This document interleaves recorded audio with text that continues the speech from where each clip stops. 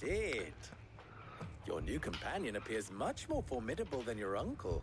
Yeah, she's great. Should I be worried? You bet. You haven't been introduced. Jill, Clive has told me much about you. All lies, I'm sure. Your Stolas said that Dalamil has a bandit problem. Indeed. Although, you're a little late. They left with our food and guild days ago. Any idea where they went? The desert's a big place. Your guess is as good as mine. But the fact is, I have more immediate concerns. What did you say to me? What did you say? Ah, as if by magic. Let's just say we've yet to reach a consensus about how to solve Dalamil's little problem. And at this rate, it won't be the actions of the bandits which prove to be our undoing. It will be our own. I've tried reasoning with the dissenting parties, but even the Desert Hare has limits. Perhaps we could talk to them. What makes you think they'll listen to us? What makes you think they won't? She makes a fair point, Sid. And you won't have wasted much of your precious time if you fail. They're just across the courtyard.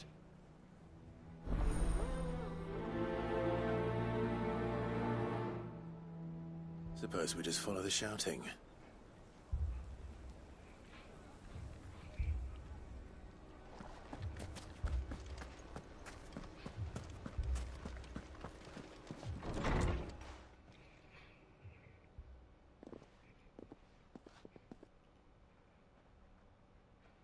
You wouldn't talk like that if it had been your men whose throats were slit. Blood for blood, it's the only way. We hire mercenaries and have them mount the bandits' heads on our walls as a lesson to the rest. And what happens when those mercenaries are slaughtered like your men? Are you going to hire more?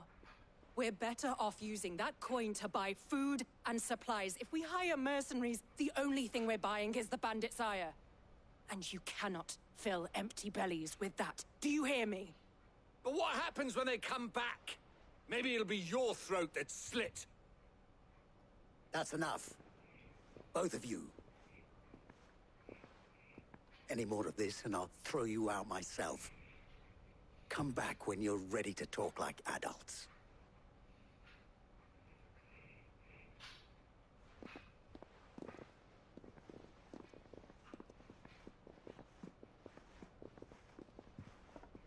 Victor. What's he doing here?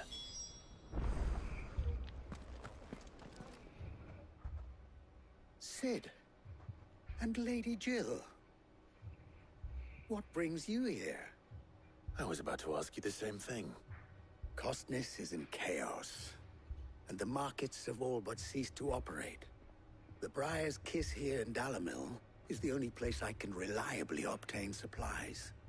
I was here to do just that when Master Lubor told me of his troubles. He thought I might be able to talk some sense into these fools.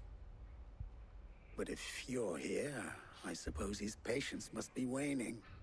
Who are those people? Those were the thorns in Lubor's side. And the reason this place might be headed the same way as Costness. It's these accursed skies. The darkness is enough to drive a man to madness. Or an entire city, for that matter. We're still working on the skies. But in the meantime, perhaps we can find a solution to Dalamil's problems. I hope so. For all our sakes.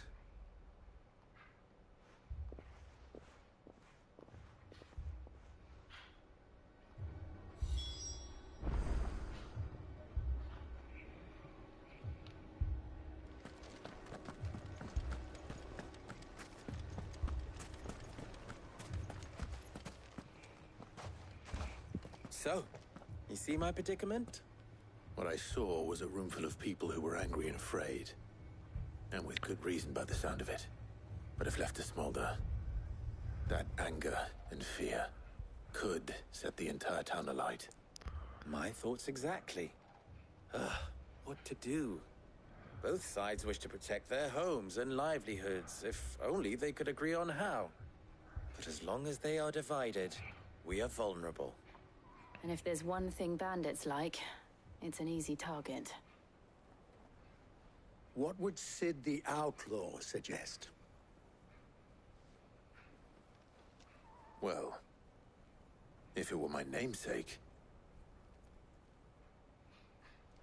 he'd let them choose for themselves and be on hand to pick up the pieces when it all went wrong. That sounds like a recipe for disaster. A recipe for disaster is precisely what it is. But perhaps that realization would be enough to make them question the ingredients. While it's plain neither Conrad nor Natalie will countenance the other's proposal, it may still be possible to make them doubt their own before presenting them with a third option. And that would be? To pool our resources and save the city ourselves. Why fight each other? When all that fear and anger can be directed at the bandits. It appears we have a plan of action. Victor, pay Conrad a visit. See if you can't convince him of his folly. I'll speak with Natalie. As you wish. Your faces are not well known in this town. That may prove useful. Don't worry, Victor and I will do most of the talking. You need only play along. Play along. What he means to say is yes.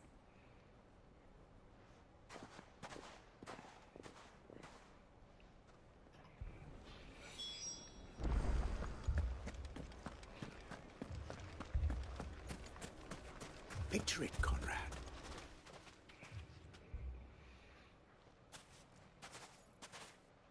Ah, here she is. The Lady of the Spear herself. Conrad, may I introduce you to Jane, commander of the Red Wings, the oldest mercenary guild in the Free Cities. A pleasure, my lady. The pleasure is all mine. As I told you, I summoned the commander here from Canver to inquire about a contract. Victor says you told him no. That there aren't any men left to hire. Is that true? True as the crystals cracked. Nobles came and claimed every last one worth his salt. And not just from us Red Wings. You know of the 7 high houses. There must be 2 swords assigned each one. Granted, we have a few boys left. If it's boys you're looking for. Well, Conrad, are you saying that Dalamil's finest cannot defend this town better than a gaggle of unblooded striplings? That a band of beardless youths could better avenge the deaths of your brave men than you yourselves? Absolutely not. We'll show those bastards who they're dealing with.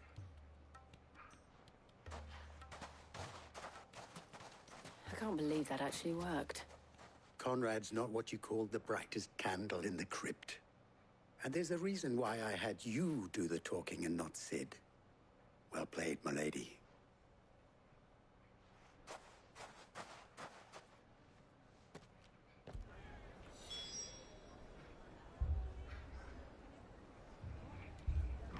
Then let us band together and show these brutes that Dalimil is not to be trifled with.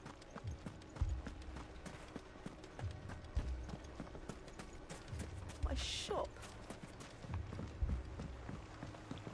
If I had my pickaxe, I would... I mean, it may still be possible to buy something. Ah, here he is now. Natalie, allow me to introduce Lord Underhill of Randalar's prestigious League of Merchants. Lord Underhill. At your service. Underhill. I was just telling the good lady of our conversation, my lord, and how you were lamenting the state of the capital's stores. Lubor says that not only are the granaries almost empty, but that war and the Blight mean this season's harvest won't be enough to fill them for winter.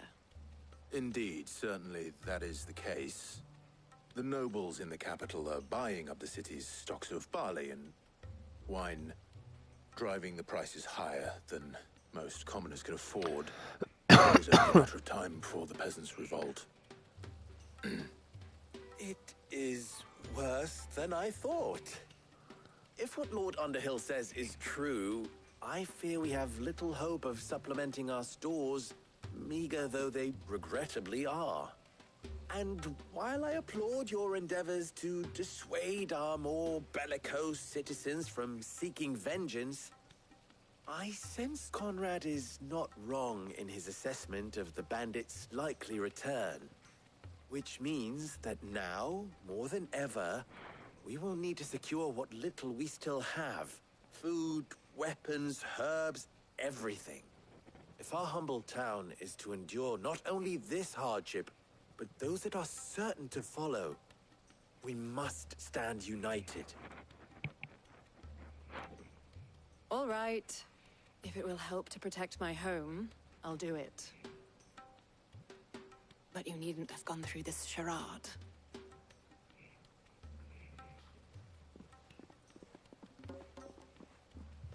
Thank you, Clive.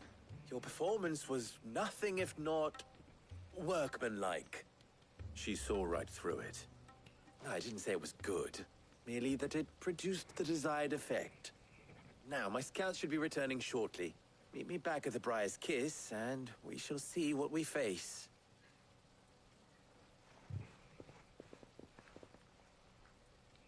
I'm not convinced our roles in this ruse were entirely necessary. It appears I have I don't no know. choice but to do that. Conrad seemed quite taken with you. Mummy, I'm scared. Oh, I'm ruined. Good news, Sid. Both Conrad and Natalie have somewhat gracefully accepted their new roles. With time, they may even learn to. Time no longer appears to be the luxury it was before lunch. I take it your scouts found the bandits. Technically, it would be the bandits who found my scouts. It appears they march for Dalimil as we speak. All of them. You're not serious. They don't just want food, they want the whole damn town.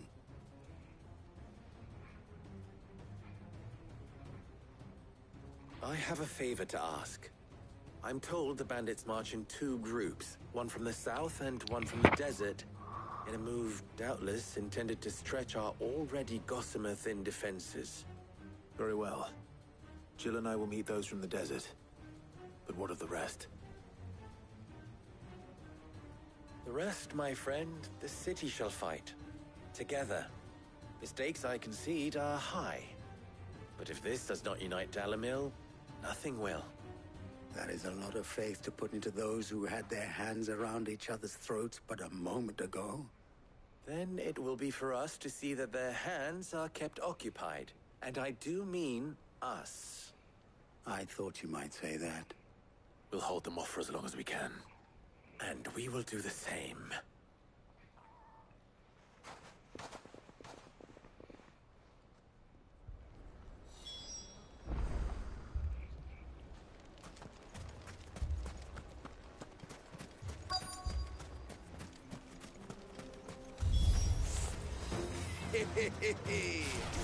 The women folk have come to welcome us.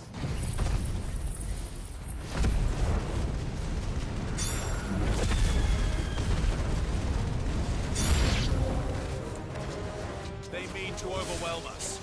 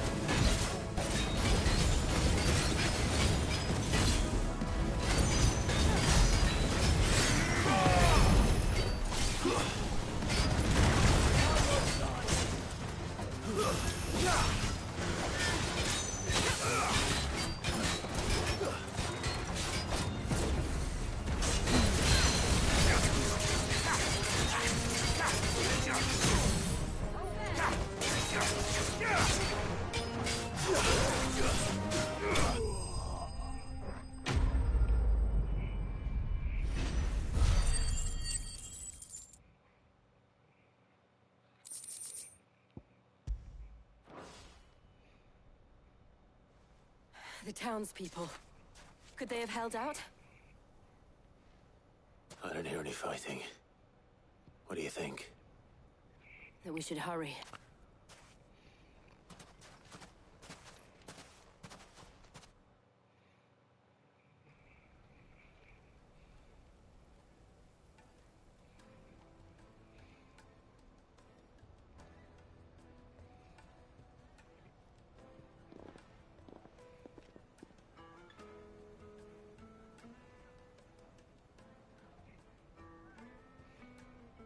Natalie, I owe you an apology. You did well out there. The inn would have been lost had you not held the line. Without you, there would have been no line to hold. You saved us, Conrad. You saved Dalimil. We all saved Dalimil.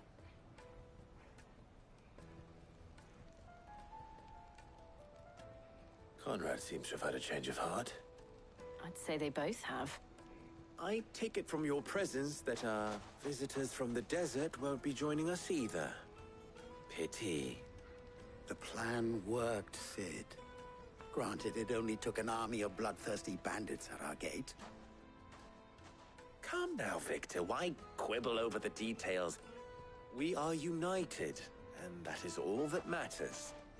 As for you, Sid, you fight considerably better than you act. I'll take that as a compliment.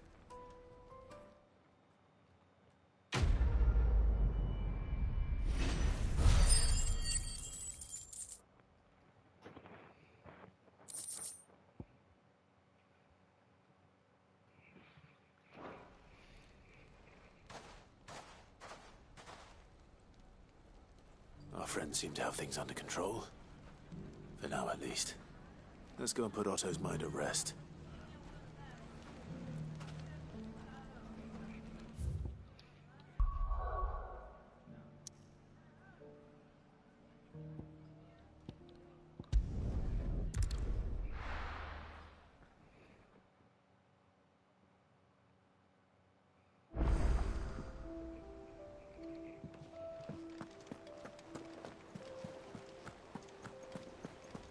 Did you see that?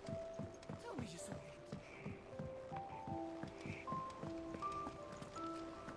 it. Hello. What do we have Oh, here?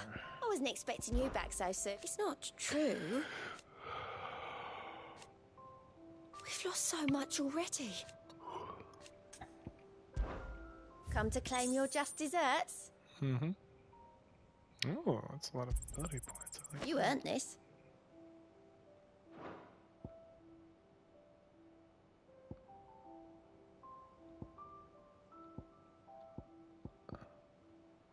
Come again. I may have more for you.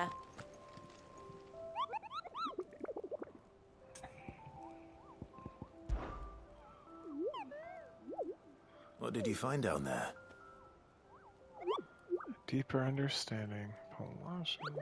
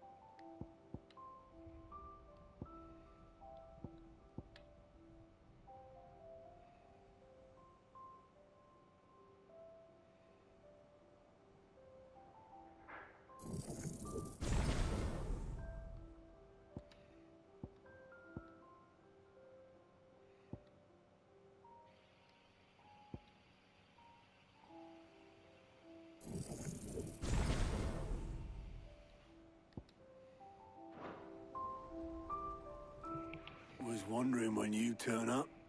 Had owls from all our friends thanking you for your timely intervention. How is it you always manage to arrive at just the right moment? Luck, I suppose. Any word on the rest of the realm? Let's see. Storm's still crying out for mother crystals. The nations are still in chaos. And the skies are still the colour of a kick in the kidneys 2 days on. So... Right. Clive, we knew this was going to happen. Well, not the bleeding skies part, but you take my point. Now's not the time to second-guess yourself. Now's the time to visit the infirmary. Talia says your brother's awake. Thank you, Otto. My brother? Oh, yeah. I have a brother.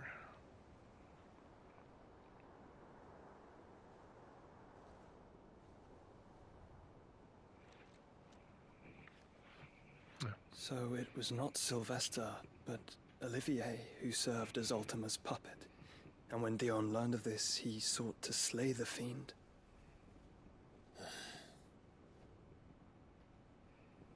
Only for his father to take the spear that would have freed him. Enough to drive a man to madness. Small wonder he hasn't stirred. I would be afraid to wake. Had I but reached out to him sooner, warned him of the threat Ultima posed. But now, both an empire and her prince lie broken. Joshua, what do you know of Ultima?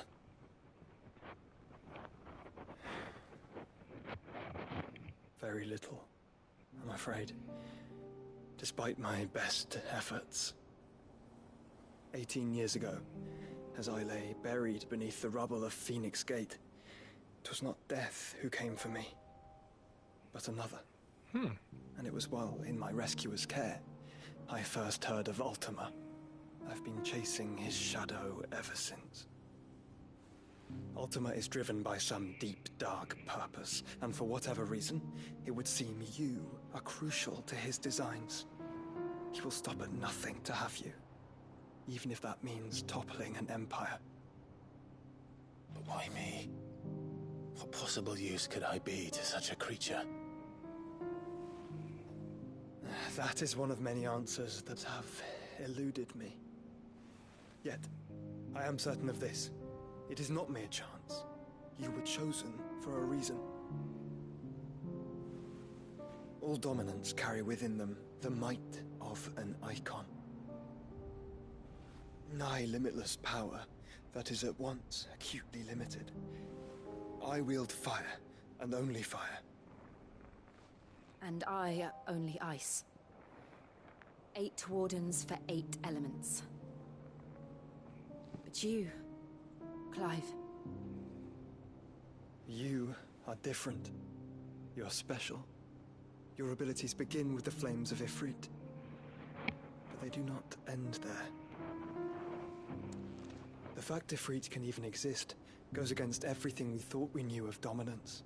Perhaps Ultima has been waiting for one such as you, whose potential is truly limitless. I've encountered that thing several times now. If it or he, as you say, needs me, why hasn't he claimed me as he did the boy? Were I to hazard a guess, I'd say the two of you are somehow incompatible. His mind not properly attuned to your body. His mind? Mind, awareness, spirit, call it what you wish. But I believe Ultima to be an embodiment of the concept. It is why I struggle and fail to contain him here inside me. I'm sorry. Inside you? With every setting sun, I feel my strength wane. And though the Phoenix's flames mend the prison I have made for Ultima, they do so at a cost. We must find a means to bring an end to him before I meet my own. What were you thinking? It was that or let him take Clive. And I've always had a soft spot for my brother. But that doesn't mean you should sacrifice yourself to save me.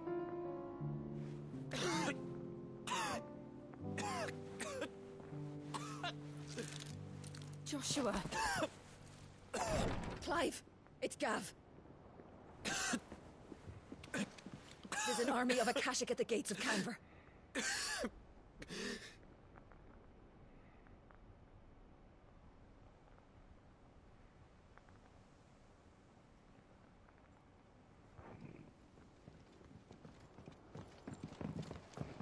Well, what's the short of it?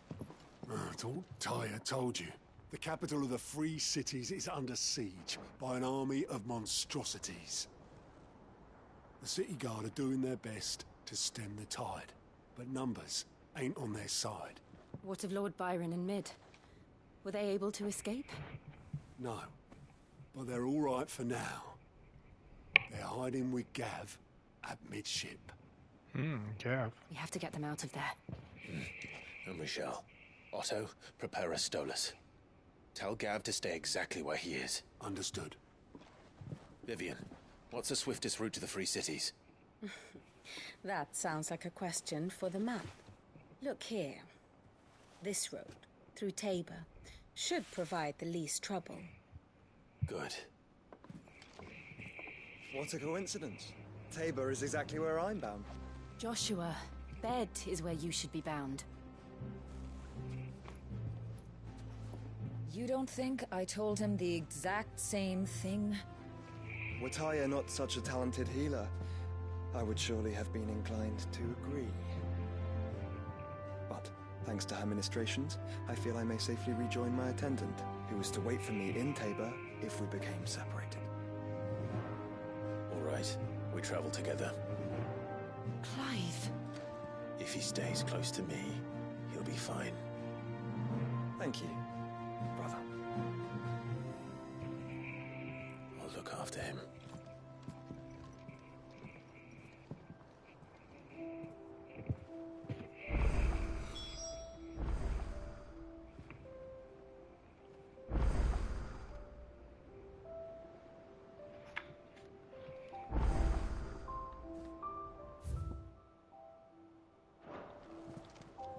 Back again?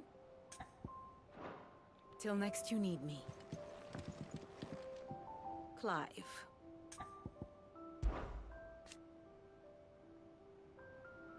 And how could it not? But are we any better?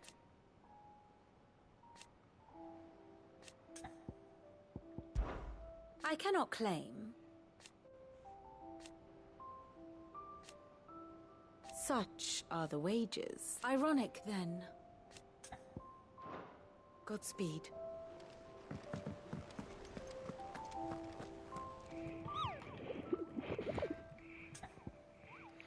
Man, I'm wearing out already. Let's look at this hunt board. Maybe we'll do a couple of these.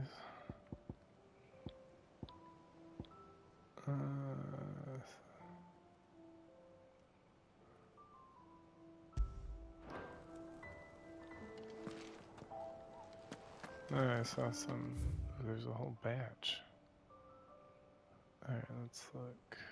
There's one, there's one, there's one. Right. Let's gather them up.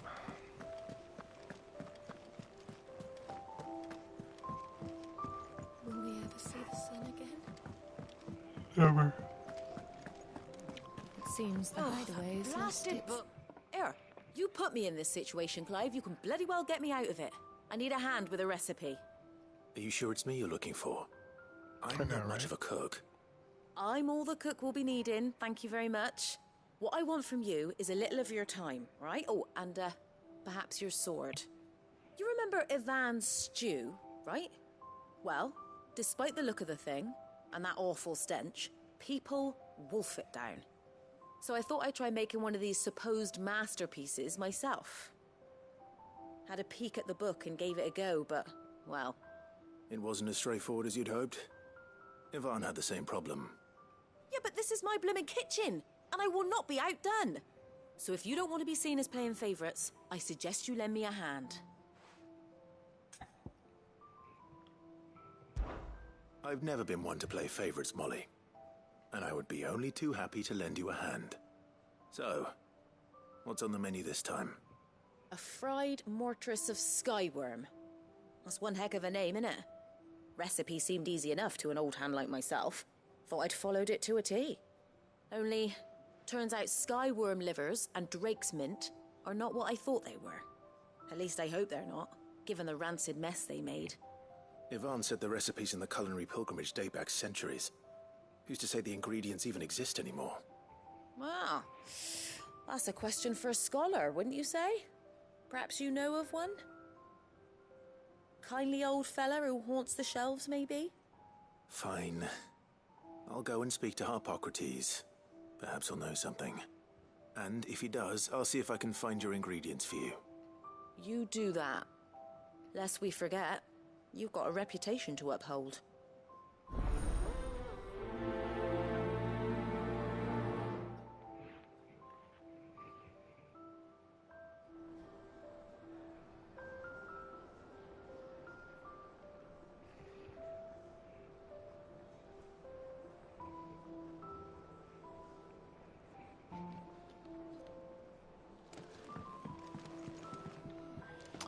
I know. Good. I was going this way anyway.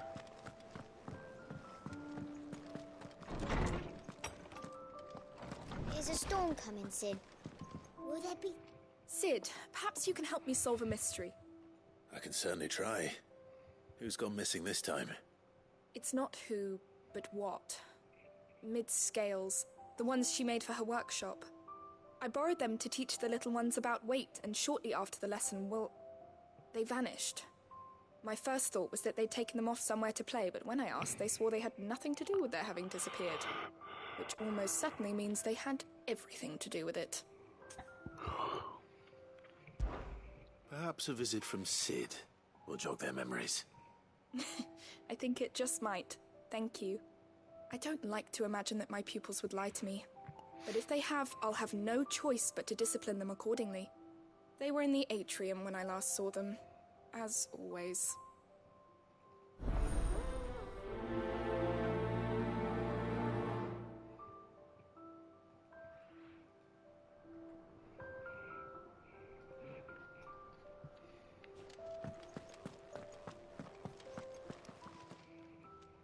Lawsman Harpocrates. I've come to pick your brain if you don't mind. It's about the book you lent Ivan. Ah, Valisthea, A Culinary Pilgrimage, a classic. One of my favorites, in fact. The young man did a wonderful job with the Chance's stew. I do hope we shall be able to sample more such marvels in due course. That's actually why I'm here.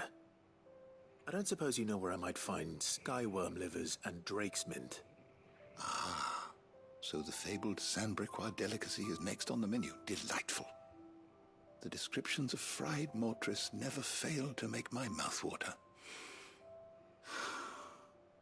Now, skyworm is a somewhat antiquated name for the wyvern, their ground livers being the paste from which the mortress is made.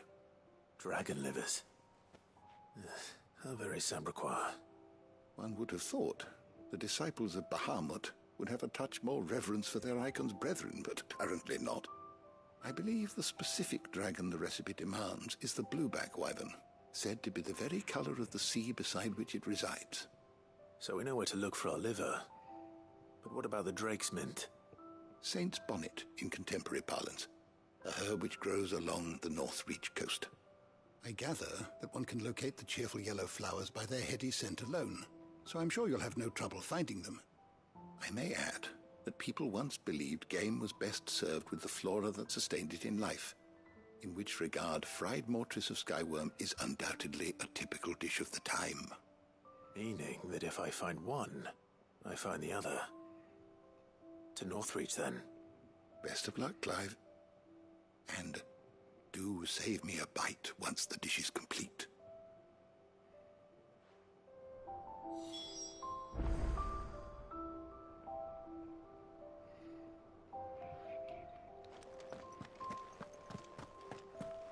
Is a storm coming, Sid?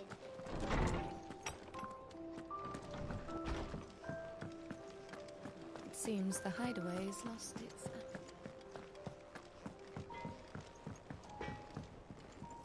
Trouble with your gear, or Sancthornian, dear?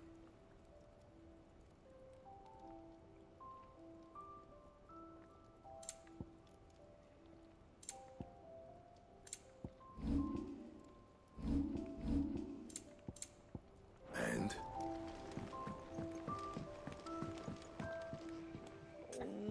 What am I gonna do?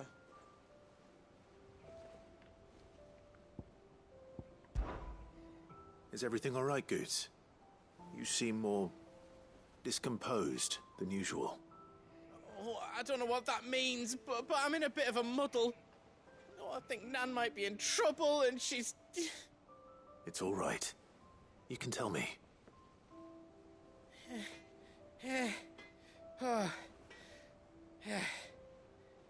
There was a trader came by. One of our usuals, like. Said he'd heard some rotten rumours about her down Dalimil Way. Folk are saying she's been selling to bandits and cutthroats and that. I mean, she's fond of a chance to make a coin or two, aye, but she'd never do business with baddies. Especially not the kind who go hurting people who haven't done out. I wanted to ask her about it myself, but I'm scared she'll give us a tongue lashing. She'd never give your tongue a lashing, though, would she? Don't worry. I'll speak to her. Oh, thanks, Clive. You'll let me know what she says, won't you? Of course. I'm sure it's all just a misunderstanding.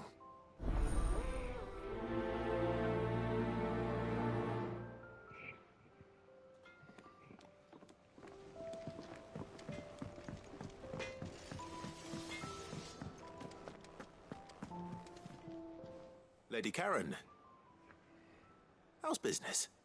Not nearly as foul as the weather. You're doing good trade, then? Both in and out of the hideaway?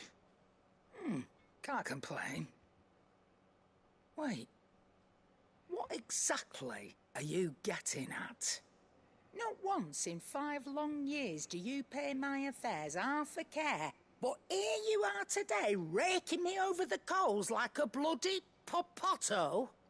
Just asking. Out of interest. All right. I'm here because I was told that certain rumors have been circulating. About you selling weapons to brigands. Oh, are you? And who was it who knows me so well as to tell tales of my evil exploits? I didn't exactly hear firsthand. All I know is that someone in Dalimil has been spreading word to that effect. And what? You believe it? You think I'm profiting off the blood of innocents, do you? Look, I've done things I'm not proud of. Might be there were a time when I turned a blind eye to the wretchedness of the world so I could line my pocket. But that woman is no more. And you'd know that if you'd ever paid the slightest bit of notice. You're right, Lady Karen. I apologize. It was wrong of me to doubt you. No, it was. Now, I reckon you've got better things to do than pointing your do-gooding finger at a poor old woman. Of course. Good day.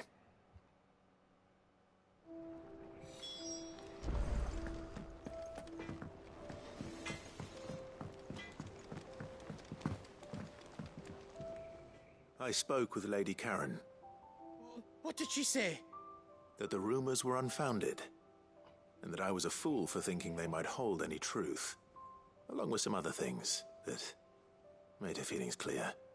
And while it sounds like she may have done things she regretted in her past, she says those days are behind her. Oh, well, that's good. I knew Nan wasn't caught up in out bad. But why would people say she was? What did she ever do to them? It's not right. No, it's not. But people do things for all sorts of reasons. Perhaps we'll never know. Well, I'm going to find out. That trader, he said they were all talking about her in Dalimil. So that's where I'm going. I'll find someone who'll tell me, you'll see. Are you sure that's wise? Whoever's spreading these rumors means Karen ill. Oh, right. But that's why you'll be coming with me, isn't it, Clive? I suppose it is.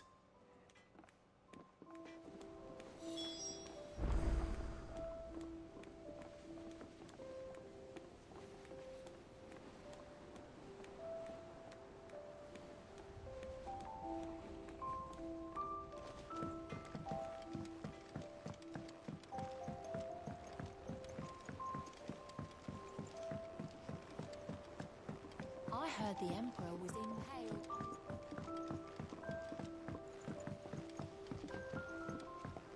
We're all gonna die! You hear me? What do you reckon we should do?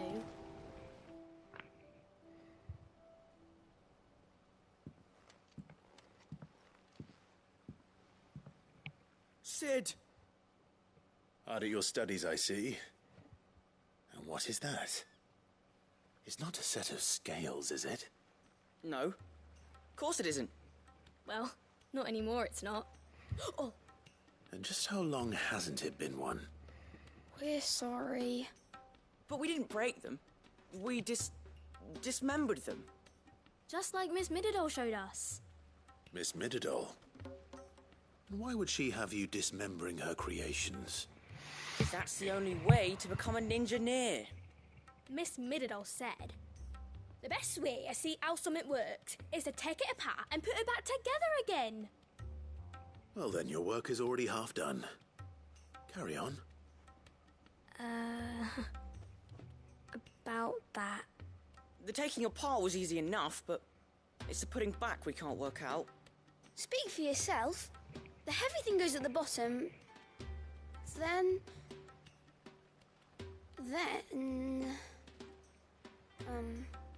You three need to learn to take responsibility for your actions. So let's have a look at these parts with fresh eyes, shall we?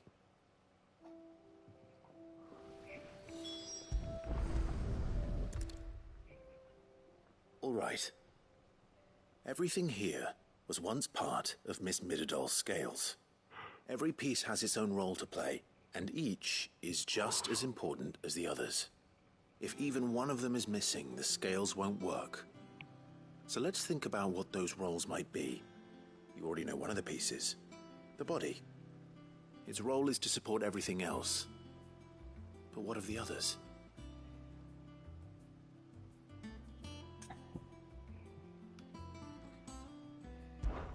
This is called the arm. Why do you suppose that is? It doesn't look much like an arm. You're right. It looks more like a wing. Like a chocobo wing! You've ridden a chocobo before, haven't you, Sid? Will you teach me to ride one day? I'll think about it. Now, what do arms do? Hold things.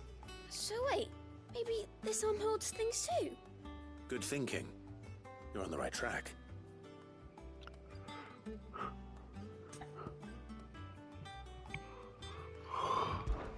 These round parts are called the pans. You all know what a pan is, don't you?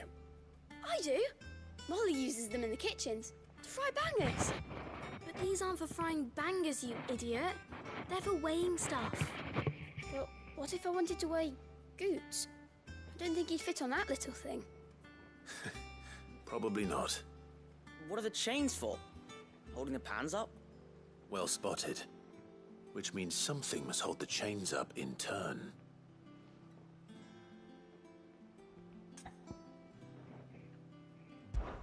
This tiny piece is what's called a cogwheel, or gear. Have you ever seen one before? I have. Miss Mididol's dungeon is full of them. Most are on the floor. She puts them in all her inventions. They spin round and round and round and round and... That's right.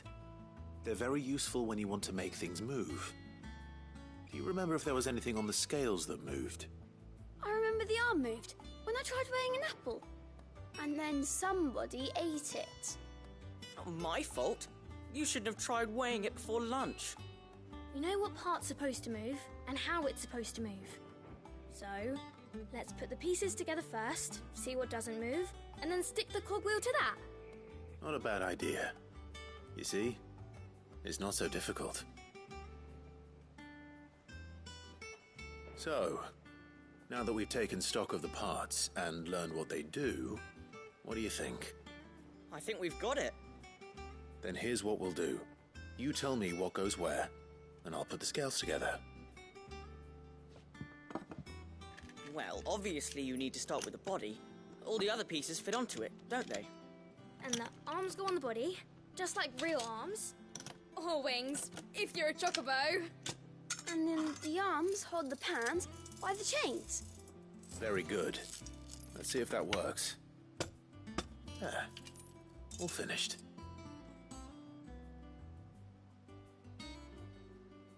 Yes! We did it! Well, with Sid's help. Oh, I just put the pieces together. It was you three engineers who showed me how. That's right. We're Miss Mididol's hares. Her hairs?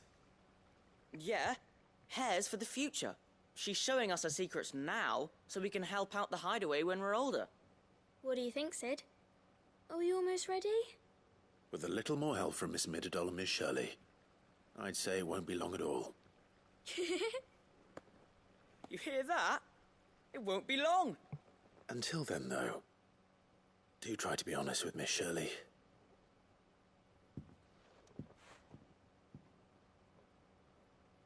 Hey, look! We never used the cogwheel. You don't think Sid forgot about it, do you?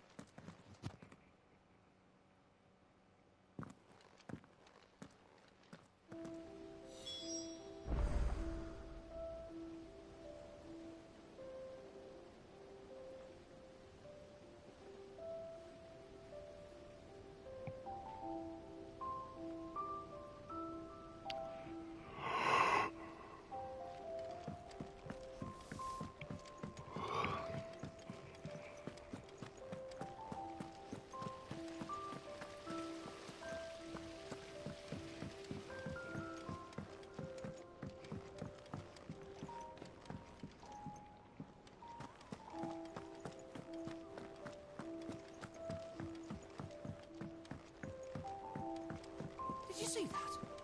Tell me you saw that.